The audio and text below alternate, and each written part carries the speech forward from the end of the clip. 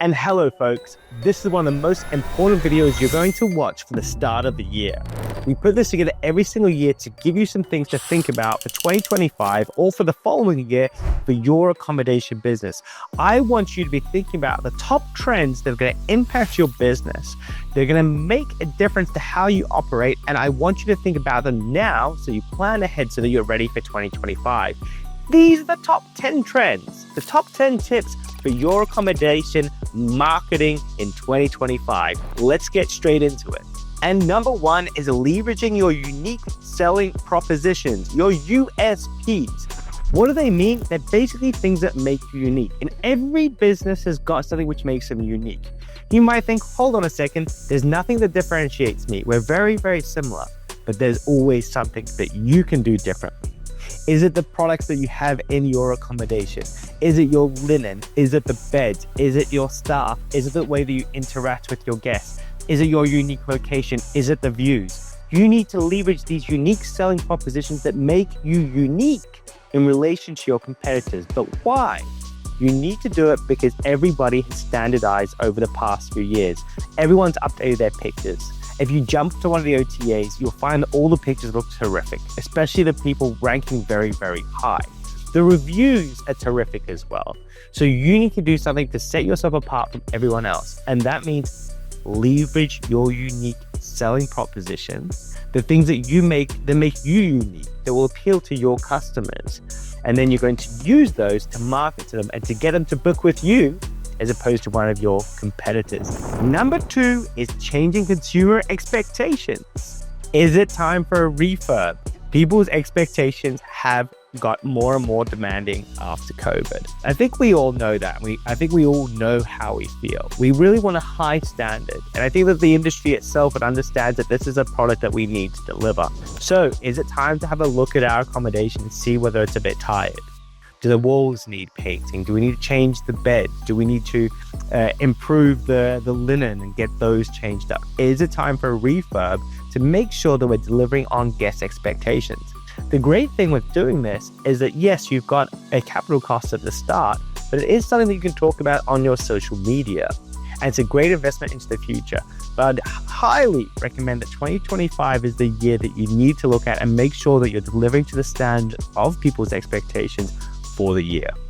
Number three is hyperlocal experiences. What are we talking about? We're talking about working with local suppliers and you being able to deliver a product which is very, very unique and very, very local.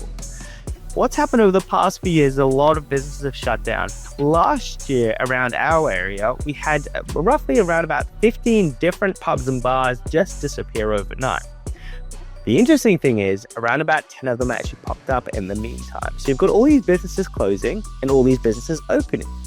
So it's your job to become the expert and to update your knowledge as to who's local, what are they offering, what are these products and services that they're actually able to deliver, and then you're going to help hyper-localize the experience for your guests and talk about these things they can do in your particular area. It's an incredibly effective marketing tool because you can talk to these businesses, you can partner up with them, you can do social media campaigns together and work together towards helping each other's businesses grow. But hyperlocal experiences from the guest point of view is something which is going to be in high demand and something that you can actually offer. Number four is a social impact. What does that mean? People want to know that you're making a difference out there. Now, we talk about sustainability, being eco-friendly, eco-conscious, and that sort of thing. And I think that that's all good and well. We definitely want to be sustainable. But there's other things that people can do to show that they're making a social impact. And I think that's a great way for you to actually grow your business and to have something to talk about to your audience. So things that you want to think about are sustainability. You want to think about donating to local charities or working with a local community to give back and to help them out. A friend of ours, he puts on a big festival and concerts and works with the local community. So what social impact are you making in your business? And if you're not, maybe it's a great time for you to review that and see what you can do to make a big difference. And then when you do it, you can start talking about it. You can put up little badges on your website saying, these are the things that we're doing to give back to society, So have a think about that. Social impact is something that's going to be a huge trend in 2025 and that you can definitely leverage to help with your marketing and your branding. Number 5 are digital detox packages. What does this mean? It means putting our phone down. Stop watching these videos and to actually switch off for a while. There's more and more research about the impact of our devices, of our computers, of our mobile phones. Anxiety rates are going through the roof. So there's actually a product which is coming out of this where people actually want to switch off and not have contact with their devices. There's been research done with kids recently that said that if they detox from their devices for a couple of weeks, that their anxiety improves dramatically. So they've got less anxiety and that their ability to socialize goes up. So these are experiences that people want. So I would encourage you to think about it. Can we offer a digital detox package? It's something that hasn't been done very much in our industry, and it's a secret that I'm giving to you right now. It's something that I'd recommend you have a look at. If you can include a digital detox package into your offering, it's something that people will buy. So think about how that would look. What would the day look like? What would the week look like? How would you enforce that? In Europe, there are some nightclubs that are opening now that are taking people's phones off of them before they walk into them. I was actually going to an event recently where they did the same thing and they took your phone off of you as you walked into the event, so you weren't able to take pictures, you weren't able to be distracted by the device. Digital detox packages are going to be huge next year.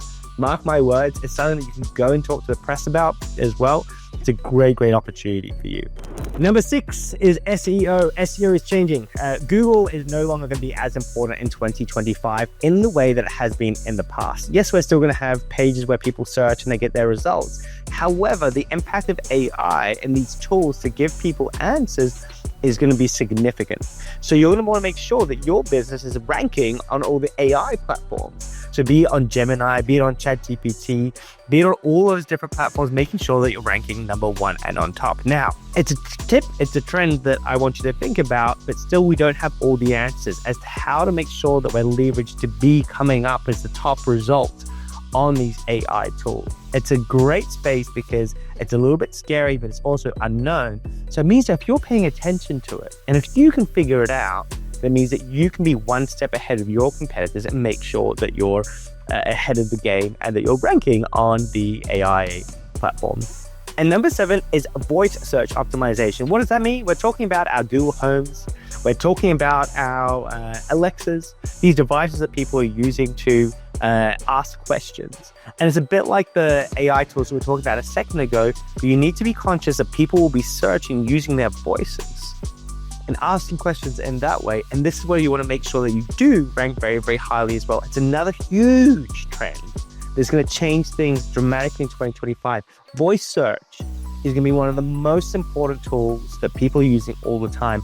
Google Home has really struggled over the past few years to keep up and to really create a product which people are going to use all the time. But you'll see there's going to be this massive switch overnight and people start using their Google Homes to find out absolutely everything, as well as their Alexas and all those devices. We are on the precipice of something huge in that space, and 2025 will undoubtedly be the year where this actually happens.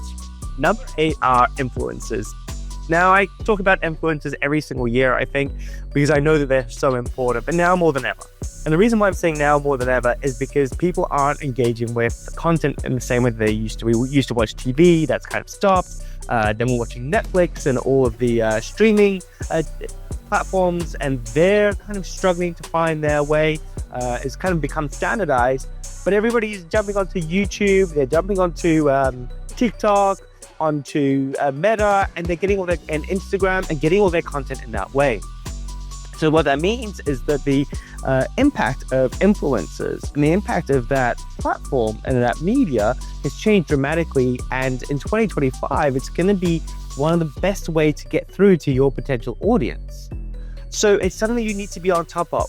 It's something that you can leverage in your business to do very well and get huge numbers of bookings and huge amounts of traffic. We've seen people post up TikTok videos that have absolutely transformed a whole city where people flock to it to then to have that experience. Now, obviously you use it in the way that you see fit, but what I'm trying to tell you about is the power of it and what it can actually achieve if it's done correctly. I've seen entire cafes and bars and hotels actually do incredibly well with the right social media influence team. It's actually going out there and creating this content that engages people and gets them to come because they want to experience something unique and something new. Influencers will be incredibly important in 2025 as much as they've ever have been in the past, but if not even more. Number 9 are international travelers. International travel is back. So we want to start to think about who is coming, where they're coming from for your country and your local area, and make sure we start to talk to these guests. We can do targeted advertising campaigns to those countries and make sure that we talk to those people. We can get our website to be in different languages and to talk to that audience so they understand what products we're actually offering. International travel will be a huge opportunity for you in 2025. You need to put the basic parts in place to make sure that when an international person is coming, when they're booking, that they're going to choose you. And the 10th and final one are the OTAs. Leverage the OTAs. And the reason why I say that is that it's all changing.